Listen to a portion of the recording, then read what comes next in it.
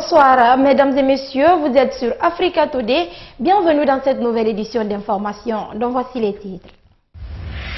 Les plages de Conakry pourraient bientôt de nouveau être rouvertes, une volonté du gouverneur de la ville qui émerveille les travailleurs de ces lieux de loisirs, mais aussi quelques citoyens. Insécurité, on en parle avec la présentation ce matin d'un groupe de braqueurs et d'un présumé voleur au haut commandement de la gendarmerie. Le premier arrêté pour enlèvement de véhicules et le second pris en flagrant délit de vol des grillages des bus de la Soditrans. Recueillement et réconciliation, mot d'ordre de l'hommage rendu aux victimes de Pearl Harbor par Barack Obama et Shinzo Abe. Le premier ministre nippon était aux côtés du président américain pour une visite, tout un symbole sur les lieux de l'attaque qui fit basculer l'Amérique dans la Seconde Guerre mondiale. C'est tout pour les titres. Bienvenue à tous. Présentation ce mercredi à Conakry des braqueurs et un présumé voleur au haut commandement de la gendarmerie nationale. Le premier groupe a volé un Land Cruiser immatriculé IT 1224A appartenant à une entreprise de la place. Le second cas, il s'agit d'un électricien de la Soditrans qui a dérobé des grillages pour des fins personnelles. Plus de précision avec Saloum Kondé. Ce groupe de braqueurs, composé de 4 personnes, dont un en cavale, était à bord d'une Mercedes. Selon le porte-parole de la gendarmerie nationale, ils ont coincé le véhicule de service de Moussa Souma aux environs de 22 heures au niveau de Donka, où ils ont réussi à emporter le véhicule de marque Land Cruiser. Le propriétaire pris en otage ne sera libéré qu'à Kagbele. Le hic dans ce braquage, des personnes en uniforme faisaient partie de cette bande, se souvient encore le chauffeur. Il y avait parmi mes ravisseurs des personnes habillées en uniforme, pistolet à main. Je le reconnais même. C'est lui qui est arrêté derrière moi comme ça. Mais grâce à un système de géolocalisation qui était installé sur ce véhicule, les présumés bandits ont été localisés à Kouroussa, puis interpellés par la gendarmerie nationale. La gendarmerie nationale étant informée, a réussi à immobiliser et à interpeller les nommés Moussa Sissé, Mohamed Kamara et Sidiki Germain Zongo. Et le quatrième a pris la poudre d'escampette. Les personnes interpellées ont été conduites à Conakry et mises à la disposition de la brigade de recherche de Matam pour enquête. Avant d'attirer l'attention de la population à géolocaliser les véhicules pour faciliter les enquêtes, le lieutenant-colonel Mamadou Alpha-Bari a présenté aussi un voleur appréhendé au niveau de la Soditrans. Le nommé Roger Théa, ici présent à côté de moi, électricien à la Sotragui, a été pris en flagrant délit de vol portant sur des grillages se trouvant dans les bus de la dite société par les gendarmes de l'escadron gendarmerie mobile numéro 4 de Matoto. Selon le chargé de communication du haut commandement de la gendarmerie nationale, quand les chauffeurs de la dite société sont allés en grève, ils ont sorti des bus et au retour, il manquait des turbos. Un turbo, à en croire le lieutenant-colonel, coûte à plus de 20 millions de nos francs. Le gouverneur de la ville de Conakry envisage la rouverture des plages de la capitale. Cette volonté du président du conseil de ville vise à rendre désormais fréquentables ces lieux de loisirs, beaucoup prisés par des citoyens. Une annonce qui reconforte les administrateurs de ces plages et certaines personnes. Reportage au Marceau. Fermées il y a de cela bientôt 2 ans, les plages de la capitale seront réouvertes très prochainement. Cette décision du premier responsable de la ville de Conakry vise à rétablir les citoyens dans leur droit, qui est celui de fréquenter ces endroits publics. Mais avant cette réouverture, selon le gouverneur, des études sont en train d'être faites pour voir comment assurer dorénavant la sécurité des visiteurs. Nous avons rencontré le chef de l'État qui est disposé à réouvrir les plages. Toutes les dispositions sont déjà prises. La seule chose qu'il a demandé au gouverneur que je suis, c'est de travailler avec les services techniques pour que très rapidement on puisse lui présenter quelque chose de fiable. Parce qu'il ne faut pas ouvrir pour que demain matin on assiste encore à un autre drame. C'est de prendre toutes les mesures de sécurité pour que ces plages soient quand même dans les normes qu'il faut avant de les ouvrir. Une volonté du premier responsable de la ville de Conakry qui est bien accueillie par des citoyens. Pour Mamadou Baye Loba, le divertissement est une étape de la vie qui consiste selon lui à se déstresser. Donc cette éventuelle réouverture de ces plages crée un espace de loisirs pour des citoyens. Si les plages sont fermées, vraiment nous sommes dans un état fermé parce que la jeunesse, après l'éducation, la nourriture, la santé, c'est le divertissement. Ça donne l'ouverture de l'esprit. Vraiment, j'aime ça. Je salue vraiment cette décision. Ils n'ont qu'à faire plus vite possible, sans tarder même. Aux yeux des citoyens, l'État doit laisser la population profiter de ces endroits de divertissement. Mais en dépit de cela, il faut penser à une sécurisation de ces lieux. Au moins, ça doit être sécurisé. On ne doit plus revoir ce qui a été vu l'an passé avec les concerts de Takana et Main Libre Pod. Vous voyez, il faut que maintenant les plages soient sécurisées afin d'éviter tout cela. Avant que la volonté de réouverture ne soit effective, l'un des responsables de la plage de Takonko envisage l'assainissement de cet endroit. Nous avons des faibles maigres moyens ici pour le nettoyage. Par exemple, nous avons que des brouettes et avec nos mains, des pelles de râteaux que nous travaillons. Donc, vu cela, cela va prendre encore beaucoup de temps pour le nettoyage. Donc c'est pourquoi nous demandons toujours de l'aide afin qu'on puisse nous aider à curer ces ordures d'ici. Depuis l'annonce de la fermeture jusqu'à nouvel ordre de ces plages, ces endroits restent à l'abandon. Aucun entretien et l'état d'ordure jonche le long des rivages. Mais malgré cela, des jeunes viennent de temps à autre jouer au football ou encore se baigner. Le comité de normalisation de la Fédération guinéenne de football a tenu son assemblée générale extraordinaire ce mercredi à Conakry. La démarche vise à examiner et adopter des nouveaux statuts de la structure fêtière du football guinéen. La rencontre a mobilisé les dirigeants sportifs, les membres du gouvernement, les délégués de la CAF et de la FIFA en tant qu'observateurs. Les détails avec Moussa Sefa Kamara. C'est pour tourner l'une des pages les plus sombres du football guinéen que cette assemblée s'est tenue pour le bonheur des dirigeants sportifs et fans de cette discipline. Une assemblée qui a tenu toutes ses promesses au dire des observateurs nationaux et internationaux. Mohamed Lamine Abe, président du CONOR, apprécie les membres statutaires et compte sur eux pour l'accomplissement des dernières tâches qui leur est confiées. Vous venez de démontrer que vous êtes clairvoyants et que vous optez pour le football de performance. Et les socles sont aujourd'hui posés par vos soins. Pour cela, je vous remercie et je compte sur vous au nom du comité de normalisation pour l'accomplissement ou l'exécution de la dernière mission qui consiste à organiser une assemblée générale extraordinaire élective d'un nouveau bureau. La proposition d'amendement du club Super Étoile portant sur les 67 clubs de la Ligue nationale ont été rejetées par la majorité. Et je pense que les 67 clubs de la Ligue nationale concernés sont bien présents dans cette salle. Elles ont voté elles-mêmes pour perdre leur statut de membre. Il faut que ça soit clair. De délégués, que ça soit clair dans l'esprit de chacun. C'est pour ça que nous avons insisté sur le vote, que les gens sachent, qu'ils soient conscients, qu'ils avaient leur sort dans leurs mains. C'est eux qui ont décidé. C'est l'Assemblée générale qui a décidé, c'est les délégués qui ont voté.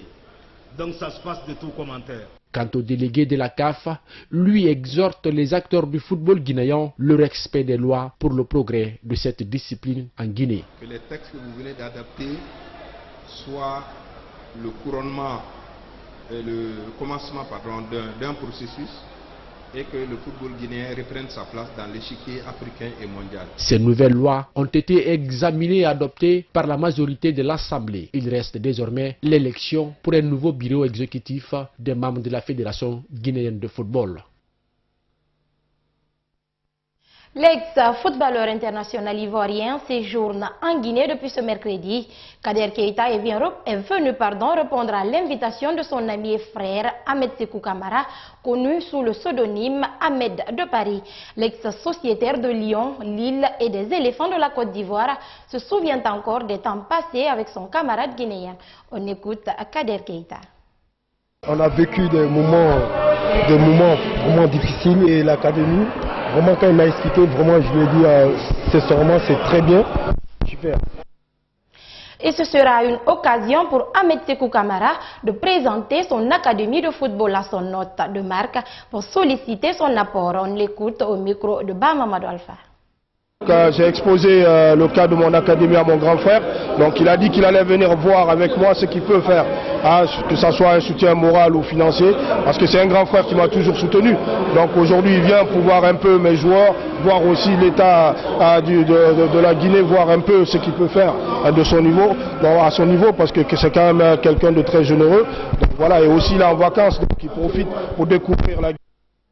En séjour en Guinée, l'artiste malien Salif Keita a profité de cette occasion pour lever le voile sur un point. Il s'agit bien d'une tournée que la PDG de Team Production avait initiée avec le Mandé Mansa en 2013. Malgré ce malentendu, Salif Keita reste toujours attaché à la Guinée, un pays qu'il considère d'ailleurs comme étant sa deuxième patrie. Plus de détails avec notre reporter Bamamadou Alpha. L'histoire remonte en 2013 lors d'une tournée que Salifou Keita et la PDG de Team Production ont effectuée en Sierra Leone. Cette maison de production n'aurait pas honoré son engagement vis-à-vis de l'artiste, d'où la mésentente entre ces deux personnes. Selon le musicien, auteur-compositeur, la première responsable de cette maison de production a tenu des propos diffamatoires à son encontre et a failli même lui créer des problèmes à la présidence de la République. Salifou Keita. Il n'y a pas de contact entre la présidence et moi pour que je vois que c'est le président de la République qui m'appelle. Je ne connais pas son numéro. Elle a même dit, voilà, le président a appelé Salif Keita. Salif Keita a refusé de prendre le téléphone du président. Le président sait que Salif Keita ne connaît pas son numéro. Nous n'avons jamais échangé des coups de téléphone. On ne s'est jamais appelé, mais quand je viens ici, je n'ai jamais vu le président de la République. Je ne connais pas son numéro de téléphone. Comment je peux savoir que c'est le président qui m'appelle et que je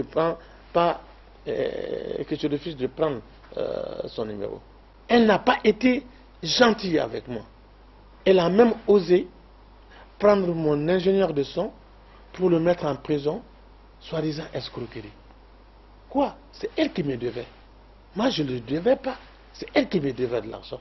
Bien que la hache de guerre soit enterrée, le chanteur tient à préciser qu'aucun contrat ne le lie désormais avec cette agence de production culturelle. Mbalia, elle reste Mbalia pour moi. Vraiment, je salue son courage. Je salue vraiment son attachement à la Guinée. Et je sais que c'est une femme qui se bat.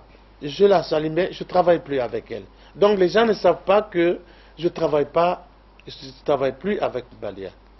C'est pour ça que les gens ne viennent pas me voir, parce qu'elle n'a jamais dit aux gens que je travaille plus avec, qu'elle travaille plus avec Salif.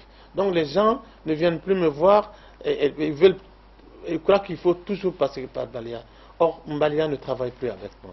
Le Mandé Mansa profite d'ailleurs de cette tribune pour présenter ses excuses à ses fans pour cette absence sur les podiums guinéens ces derniers temps. Je suis guinéen dans mon cœur et je vais toujours rester guinéen. Ce problème qui s'est passé entre la Guinée, je demande pardon à tous les Guinéens que ce n'est pas de ma faute. Et je suis à la disposition de la Guinée, du plus âgé jusqu'au moins âgé, jour et nuit.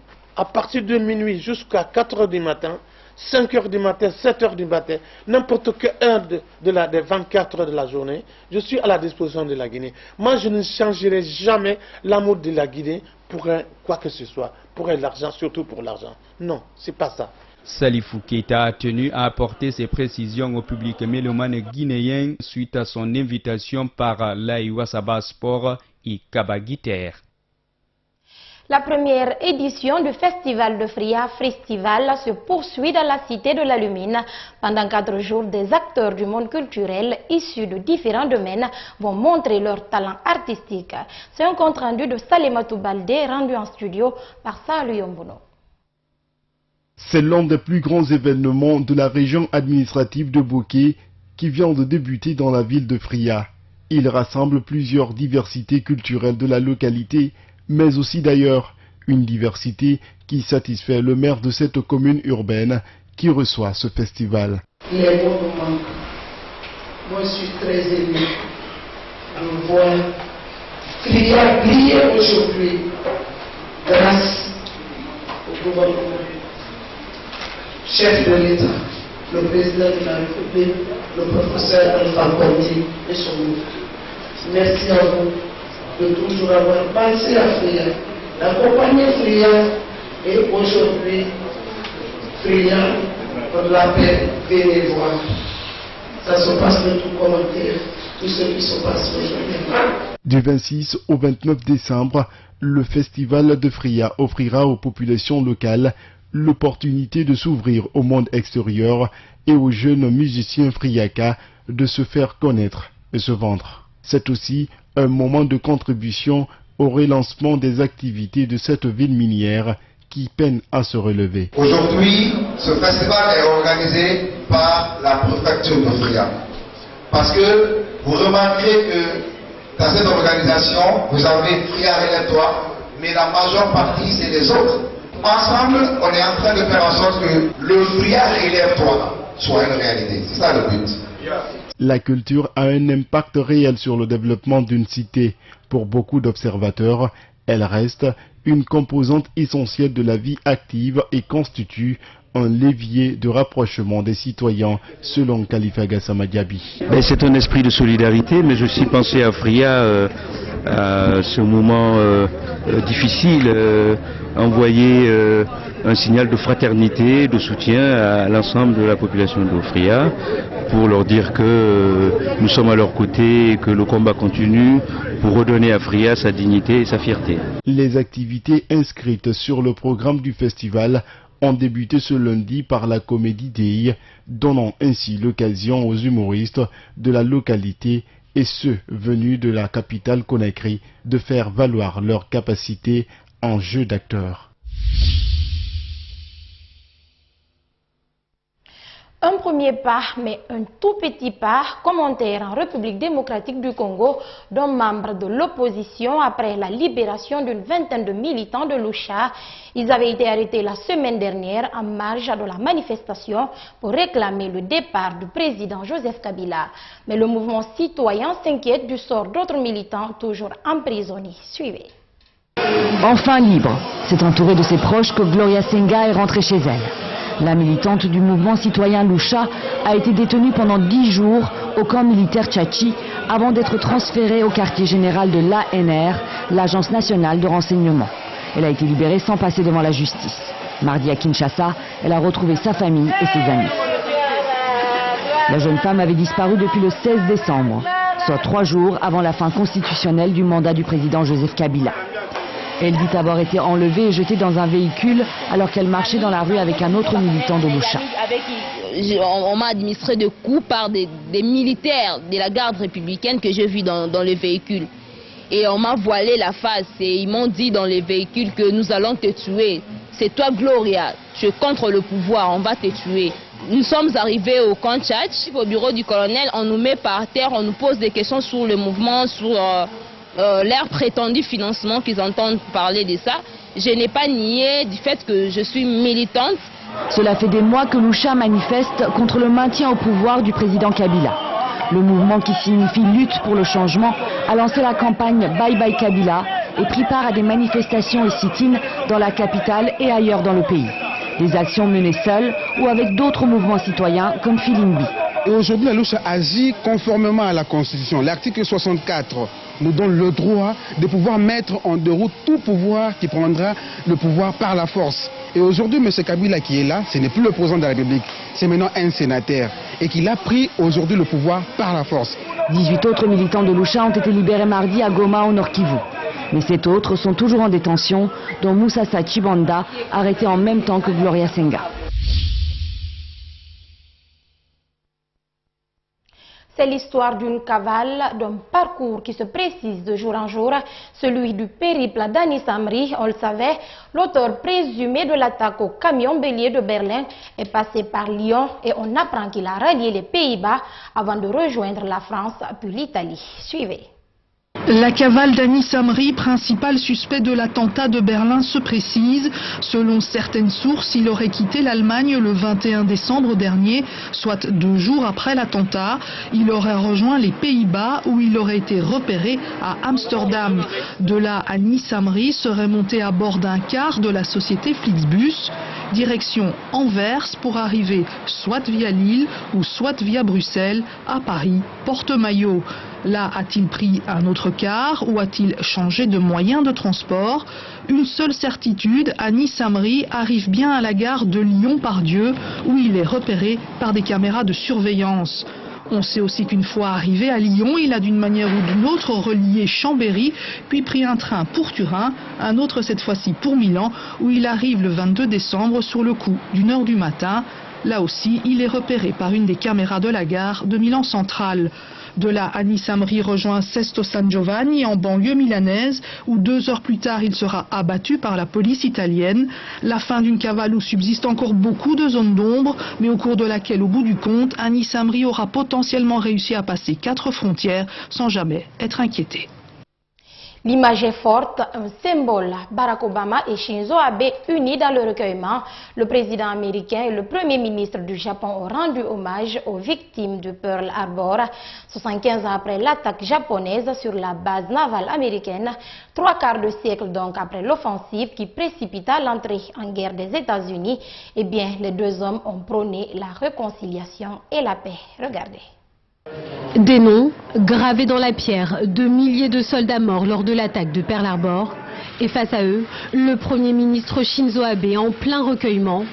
75 ans après l'attaque de l'aviation japonaise, cette image est inédite. Shinzo Abe, le premier chef de gouvernement nippon en exercice, a participé à une telle cérémonie aux côtés du président des États-Unis, Barack Obama. Je présente mes sincères et éternelles condoléances aux âmes de ceux qui ont perdu la vie ici, ainsi qu'aux esprits de tous les hommes courageux et les femmes dont la vie a été prise par une guerre qui a commencé ici. C'est ici même, sur cette base navale, que l'attaque japonaise a causé la mort de plus de 2400 personnes et précipité l'entrée des États-Unis dans la Seconde Guerre mondiale. Opposés durant le conflit, depuis, les États-Unis et le Japon n'ont eu de cesse de travailler à leur rapprochement. C'est ce qu'a tenu à souligner le président américain. L'alliance entre les États-Unis et le Japon, liée non seulement par des intérêts partagés, mais aussi par des valeurs communes, est la pierre angulaire de la paix et de la stabilité dans l'Asie-Pacifique et est une force de progrès dans le monde. Notre alliance n'a jamais été aussi forte. Aujourd'hui, 50 000 soldats américains sont déployés sur l'archipel pour assurer la sécurité du Japon. Une présence remise en cause dernièrement par Donald Trump, le président élu américain. Cette visite pour Tokyo et Washington est donc aussi stratégique. Shinzo Abe et Barack Obama ont multiplié les témoignages de bonne entente sous l'œil des caméras. De quoi rassurer le Premier ministre nippon face aux volontés expansionnistes chinoises. L'expression n'a jamais été aussi pertinente. La réalité rejoint la fiction. Ceux qui ont vu le film Avatar se souviennent de ces armures géantes que contrôlaient les méchants colonisateurs, des robots commandés de l'intérieur qui découpent les mouvements des pilotes. Une entreprise sud-coréenne a décidé d'en fabriquer pour de vrai. Un premier prototype a été testé. Suivez. C'est un jouet pour enfants devenu héros en 3 dimensions au cinéma. Mais aujourd'hui, le robot géant est bien là. Dans cet atelier de Séoul, il bouge, marche, fait trembler le sol. Méthode 2, c'est son nom, fait 4 mètres de haut, pèse 1,5 tonnes. À l'intérieur, dans son torse, un homme le pilote. C'est le premier robot bipède. Une homme peut en prendre le contrôle, mais il peut aussi être contrôlé à distance. Notre robot est conçu pour aller dans des endroits extrêmes ou inhospitaliers, où il est difficile pour l'être humain de se rendre. Il peut utiliser sa grande puissance. Son concepteur l'avoue, il rêvait de construire les robots de son enfance, mais ce n'est pas un jouet, loin de là. Dans le futur, à quoi pourra servir ce géant?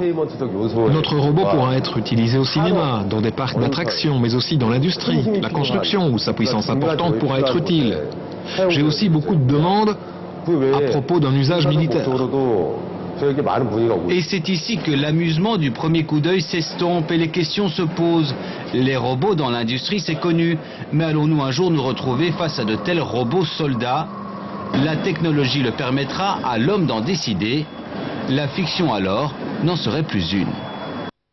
Ainsi prend fin ce journal. Merci à toute l'équipe d'Africa Today. Bonne soirée à tous. Au revoir.